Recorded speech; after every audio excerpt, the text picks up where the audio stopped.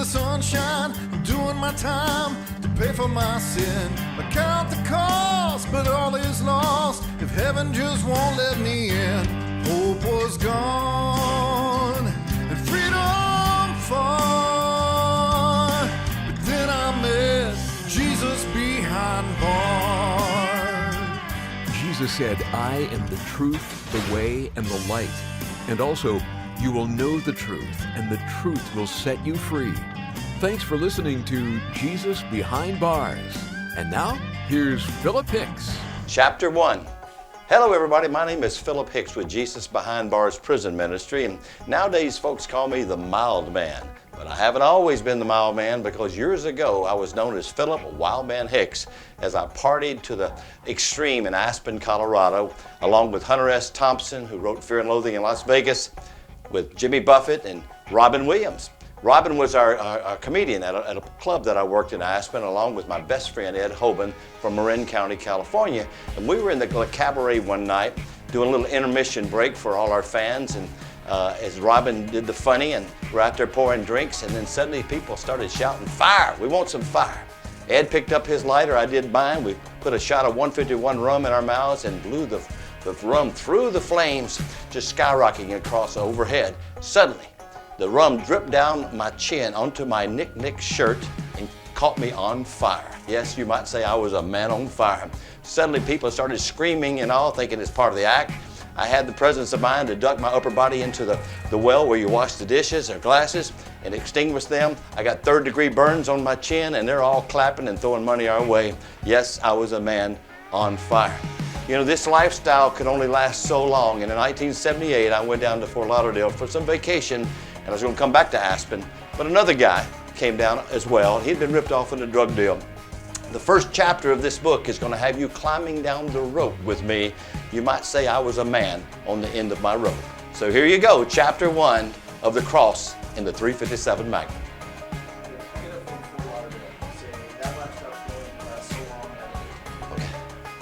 Down in Fort Lauderdale, of course, that lifestyle could only last so long when I stupidly, naively volunteered to help a guy recover some stolen drug money. The first chapter of this book, The Cross in the 357 Magnum, has you climbing down a rope with me. Yes, I was a man on the end of my rope. The Cross in the 357 Magnum, written and read by Philip T. Hicks.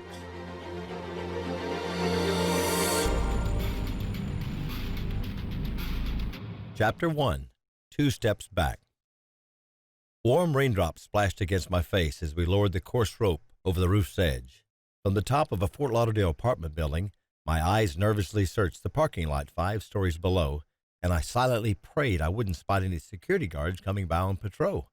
My partner Tom and I were dressed completely in black, blending perfectly with our starless sky backdrop. I tried to remain calm, but my mind was doing flip-flops. After snorting much more cocaine than usual that afternoon and evening, I had attempted to come down by toking on a joint of Colombian Gold, a premium form of marijuana. Instead of bringing me down, the stuff just made me paranoid. "Look down there," I yelled. "There's a security guard. He's looking up here." "Shh, hold it down," whispered Tom. "That's just someone who got out of that car. They'd have to have bionic eyesight to see us." It was time to descend to the now darkened apartment 3 stories below, whose occupants had already departed. Before gaining access to this wealthy gated community, Tom and I had lain in wait in a grassy field adjacent to the complex. With the help of a pair of military binoculars purchased earlier at a local Army surplus store, we had monitored the movement of the couple who had lived in the apartment and watched as the lights went out. They finally walked across the parking lot, entered their car, and drove away. As soon as the patrolling security guard was out of sight, we made our move, successfully scaling a chain-link fence that surrounded the complex, then crawling to the edge of the parking lot. Using the parked cars for cover, we slowly maneuvered our way to the building, boldly taking the elevator to the 5th floor before climbing a ladder to the roof. Thankfully, no one crossed our path. Tom had brought along a 40-foot-long rope. After tying one end around an air-conditioned vent, he slowly lowered the other end over the edge of the roof. I insisted on being the one to scale the building, then I took a deep breath before easing over the edge. No problem, I thought to myself. I'd seen this done on detective shows many times before. Perspiration trickled down my face as I fiercely gripped the rope. I had no trouble as I inched past the 5th floor on my way to the 3rd floor balcony. The relative ease of my progress temporarily erased my fears until I suddenly froze in terror. My heart raced while my breath stood still. There before me, less than 6 short feet away, stood a woman on her 4th floor balcony, silently smoking a cigarette as she gazed into the night. For a moment, I thought I was hallucinating, and a million thoughts raced through my mind. Was I losing it? How long had she been there? Had she walked out while I was climbing down? How could I have been so blind? What was I going to do? "Oh, God," I whispered, "don't let her see me." Scenes of my life flashed vividly before me, and I wondered how I could have been so reckless as to have volunteered to participate in this ridiculous escapade. I had come to Florida to enjoy a fun-filled vacation, intending to return home to Aspen, Colorado, in 2 weeks. During the 3 years that I had lived in Aspen, I made friends with a guy named Al Bishop. Whenever Al visited Aspen, he came with lots of cash, and he didn't hesitate to spend it freely. I introduced Al to many people, including Robin Williams, a young comedian from California. Al told me he kept a beachside apartment in Fort Lauderdale, Florida, which was available to me if I ever traveled south. When I arrived in Florida, I discovered that Tom, another friend of Al's, was using the apartment, and we became short-term roommates. While partying with Tom, I learned that he too was 29 years old and that we had much in common. While I was in Florida to party, though, he was here on business, some very risky business, involving a man named John. According to Tom, John had ripped off some $30,000 in a drug deal that had gone sour 6 months earlier. He had returned to Florida to recover that loss. "Can you run that by me again?" I excitedly questioned Tom after he told me his story. "So what happened? What did you do?" "Hold on," replied Tom. "I'm getting there. What do you think I did? I mean, it was his apartment, and all he had to do was call the cops and report a burglar was in his place. What was I going to do? Call the cops and tell them this guy ripped off my drugs? Hell no. I ran out of there, drove to the airport, and flew back to Tennessee." And now, 6 months later, Tom had returned to the scene, or should I say above the scene, as he was now 3 stories above me while I dangled helplessly on a rope, about to be spotted by the woman who stood 6 feet away. I was about to freak out. "Don't turn this way, lady," I half prayed, half whispered. "Go back inside, lady." What seemed like an eternity later, the woman turned from the rail, paused first to toss her cigarette butt into the night before going back inside her apartment. By some miracle, she hadn't spotted me. I then probably set a speed record for rappelling down a building, as I soon found myself safely on the 3rd floor balcony. I used a small pry bar to pop open the sliding glass door as Tom pulled the rope back up. He then came down the emergency ladder to the 3rd floor stairwell en route to the front door of the apartment, where I waited. After hearing the light tapping on the door, I let Tom in, and we began ransacking the apartment. Following an intense search, I found a big roll of $20 bills in a suit coat pocket. My find totaled $5,000. "Wow, I ain't believing this," I said to myself. I dashed into the other room. "Tom," I shouted, "look at this." "This ain't enough," whispered Tom as he thumbed through the bills. "Keep looking." We continued our frantic search for additional cash, looking through every drawer and cupboard we could find. I came across a box of bullets, but otherwise we came up empty-handed. Tom decided we'd have to wait on John to return home, then force him to come up with the remaining 25 grand. That was when my true colors began to surface, and they were all yellow. While Tom began looking through a hall closet, I went into the kitchen. I couldn't find anything of value in the cupboards, but out of curiosity, I opened the refrigerator. My eyes lit up when I spotted a bottle of wine. "All right," I said as I examined the label. I could tell it was expensive. Regardless, I figured it was a good way to get some instant courage. I grabbed the corkscrew and worked on opening the bottle. Pow! The cork popped out and I jumped, spewing wine all over the cabinet drawers. Startled by the noise, Tom ran into the kitchen. "What in blazes was that?" he demanded. He took one look at me, shook his head disgustedly, and walked out. I was soon sitting in the hallway, sipping expensive wine from one of the fancy crystal wine glasses I'd found. The more I drank, the more I had to get up and use the bathroom. Before long, the commode was filled with cigarette butts floating in the now yellow water. I was afraid to flush it for fear a neighbor might hear and know someone was there. "Here," said Tom. My eyes again lit up as he handed me a gun the size of a small cannon. I found this .357 Magnum in the bedside table. You may need it. This dude could be armed, he added. Well, now, I knew I had done a number of things wrong in my life, and playing cat burglar surely wasn't going to win me any stars in the Saints Hall of Fame, but I didn't want any part of killing anyone. I hadn't signed on for that. All he said we'd have to do was go into the apartment and the dough would be there. He didn't say anything about this before. My stomach turned into a knot. Why had I ever said yes to this crap? The cold metal of the gun sent chills down my spine. I quickly laid it aside and resumed my drinking while Tom stationed himself beside a bedroom window, watching for John's return. I heard a noise at the front door. Moments later, it swung open to reveal a giant of a man. John had finally arrived. As our eyes met, I don't know who was more surprised, but there was no doubt who was more afraid. Jumping up, I turned to run away, moving toward the small bedroom where Tom was hiding. As I charged through the door, I collided with Tom, who was coming out at the same time. This all took place in an instant, and it probably resembled an episode of the Three Stooges. Tom now stood between John and me. John's female companion stepped into the apartment and screamed. Tom headed toward her while John dashed into the master bedroom. Then I grabbed the gun and followed John. He was leaning over his bedside table, no doubt looking for the gun I now held in my shaking hand. "All right," I shouted. "Turn around and raise your hands above your head." I fully expected him to turn around, raise his hands, and give up, just like they do on television. However, he must have forgotten the script as he charged me. I was momentarily dazed as I watched John knock the gun from my outstretched hand, but I quickly came to my senses and realized there'd be no more compromise. This was for real. It would be him or me. We both reached for the Magnum. Unfortunately, I came up on the short end of the deal, and yet from somewhere I drew strength I'd never before experienced, and I held my own. I wrestled with this giant of a man over the large gun he now held. As we grappled, the gun went off. It fired once, twice, and the third shot made contact with my right leg. The bullet shattered my thigh bone, sending me crashing onto the floor.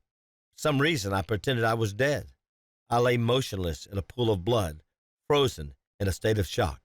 Since the only light came through the doorway of the living room, my attacker didn't know where I'd been hit, and he probably thought I was dead. John stepped to the doorway, and a gun battle began between him and Tom, who was somewhere in the front of the apartment. The fact that Tom even had a gun was still a shock to me. As the roar of their guns filled the air, I tried to stand, but I fell right back, grimacing in pain as my leg hit the floor. Realizing I was still alive, John quickly returned to my side, leaned down, placed the Magnum to the side of my head, and fired. All I heard were two loud clicks. "Damn," he muttered before throwing the empty gun onto the carpet. He then ran out. I later learned he caught two .44 Magnum slugs as he ran past Tom.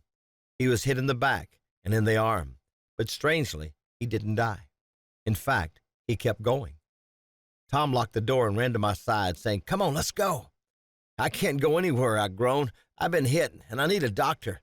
Bad. Don't worry, I'm not going to snitch on you. Take off." And he did. To this day, I don't know how Tom reached the ground uninjured as he dropped over the balcony. Then again, maybe he was. No matter, because the cops never found him, and I never again saw or heard from Tom. After Tom split, I dragged myself into the bathroom. I pulled myself up to the sink to get a drink. I was in tremendous pain. I lowered myself back to the floor and began crawling out of the bathroom. As I tried to turn sideways to drag my leg through, I got stuck. "Oh!" I groaned. I tried to maneuver my body through the narrow doorway, and my leg got jammed. The pain was unbearable, and now I couldn't move forward or backward. I remembered something I heard a preacher man say years before. My folks used to make me go to church. I didn't dig the scene, but the ladies were awesome.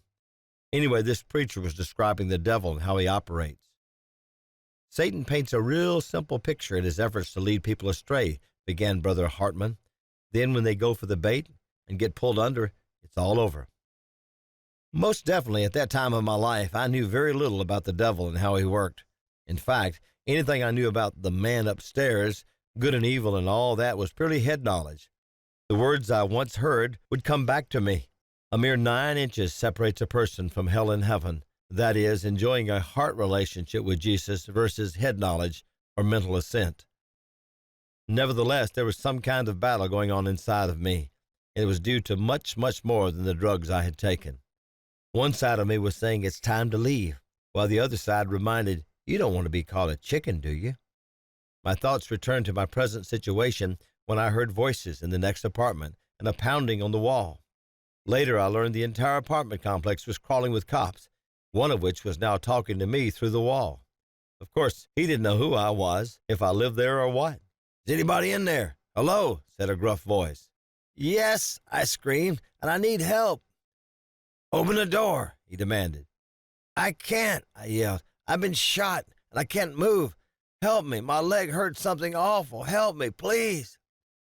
The splintering of the wood as they battered down the door was echoed in the pain shooting through my leg, the shouting of instructions, the hammering, and the fear that now caused my gut to knot up even worse. Oh, God, I screamed. Help me. All right, throw out your gun, yelled a voice from the doorway of the bedroom. I don't have a gun. I'm hurt. I need help, please, I cried. Come out with your hands above your head, ordered another voice. I can't. I've been shot in the leg, and I'm stuck in the doorway, I yelled back. Leaning over as far as I could stand it, I turned my head back toward the direction of the voices. There stood 3 men. One was pointing what looked like a sawed-off shotgun at me, and the other 2 leveled their pistols in my direction. Are you alone? One questioned as he edged closer. Yes, I groaned before collapsing on my side. At this point, I could care less about the guns. I needed a doctor. I felt sure I was going to bleed to death. Surely, I thought, I'd wake up any second and this horrendous nightmare would come to an end. It didn't. We need medical assistance in here. Got a man down, said one of the officers into his walkie-talkie. 2 paramedics entered the room. They checked my vital signs and slowly placed me on a stretcher. Easy now, he said to me. We'll have you out of here in no time. Well, at least that's what he thought. As we headed down the hallway to the elevator, dozens of glaring people lined the hallway. I felt so dirty, so ashamed. Halfway into the elevator, the medics discovered the stretcher was too long to fit. Oh, no, complained one cop. Can you take him off that damn thing till we get him downstairs, he asked. No way. That leg's been moved enough already. Son of a bitch, muttered one cop to another. All right, then. There's only one thing we can do. Lieutenant, he spoke into his walkie-talkie, we're going to need the hook and ladder truck. Stretcher's too big for the elevator. Subject will have to be lowered over the edge. The pain was excruciating as I was lowered over the balcony. Each time the cable stopped with a sudden jolt, I moaned, "Oh!" And yet I was just glad to get away from the eyes of my accusers, who now lined the apartment balconies to watch the show. Following a short ambulance ride, the emergency doors of a nearby hospital swung wide open as they wheeled me inside. I was placed in a brightly lit hallway where I waited to be seen by a physician. The next thing that happened almost blew my mind. Who did they wheel in and place on the stretcher right beside me but Big John, the guy who had just tried to blow out my brains? And my still intact brain was running wild. I thought sure he was about to finish me off. My paranoia was intense. I turned my head away from him and faced the wall. For a moment, I thought my teeth were chattering because the air conditioning was so cold.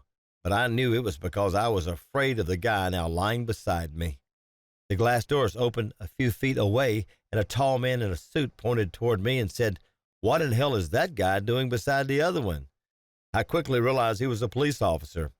He looked to a nearby nurse and asked, "Where can we move this fellow?" The nurse helped the officer push my stretcher into a side room. 2 young detectives came in, and the older, nicer officer left the room. One of the detectives read me my Miranda rights.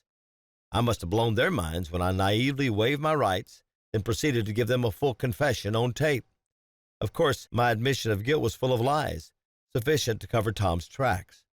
And yet, what did it matter to them? As far as they were concerned, they had their bird. Deep down, I knew I hadn't been coerced into taking part in this crime. I had chosen my path, so why not take the rap myself? And on top of all that, there's that unwritten code among criminals, thou shalt not snitch. Following my interrogation, I was surprised when both cops walked out, leaving me alone. An older nurse soon walked in with a clipboard and said, Since you're a transient and have no insurance, we won't be able to treat or admit you here. This is a private hospital. They're going to take you somewhere else. So I was taken by ambulance to Broward General Medical Center in Fort Lauderdale, Florida. There I was placed in traction in a 5-bed ward on the 3rd floor. Thankfully, I was quickly medicated, and maybe it was my imagination, but it sure seemed like the nurse used more force than necessary when jabbing the syringe into my bottom. Placed me in traction, my pants had to be cut off. This left me completely without clothes. I had no money, no family nearby, no friends, not even nearby acquaintances. For the first time in my life, I was truly alone, except for the one-on-one 24-hour guard, and he did nothing to help my loneliness. He probably had his own family at home. Besides, he was just there because he was working. I was afraid. I was ashamed and angry. I was depressed, paranoid, and confused. I continually pondered how I could have been so stupid to get caught up in something like this and to have begun hanging out with these types of people. The heaviest thing on my mind was my dear parents back in Memphis and how hurt they would be when they found out. My wonderful parents had worked so hard to provide my 2 brothers and me with things they could never afford when they were growing up, things even some of our friends never enjoyed. I seldom thought about my parents during my fast days of high living in Aspen, but now I did, and I didn't want their tender hearts to break. I wanted desperately to crawl into a deep, dark hole and disappear. I wanted to die. For me, life had ended. To me, there was no hope for tomorrow.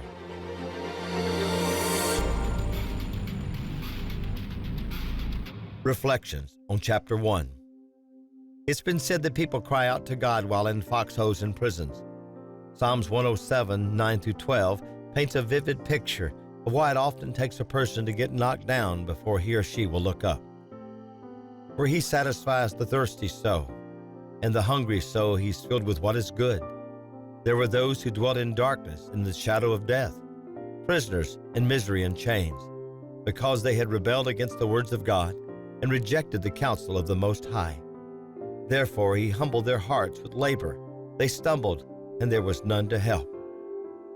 I had spent 29 years in rebellion, and when I was rebelling against my parents and the law, I was actually rebelling against God, whose word reminds us, pride comes before a fall, and a haughty spirit before stumbling. Proverbs 16:18.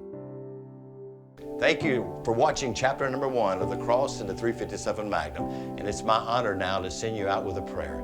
Father God, I just thank you for everyone watching this episode or listening to it. And I pray you would overwhelm their hearts with your loving kindness. Just break in, God. Just break in, Lord, and reveal yourself to them. In Jesus' name, amen. Thank you. We'll see you next time.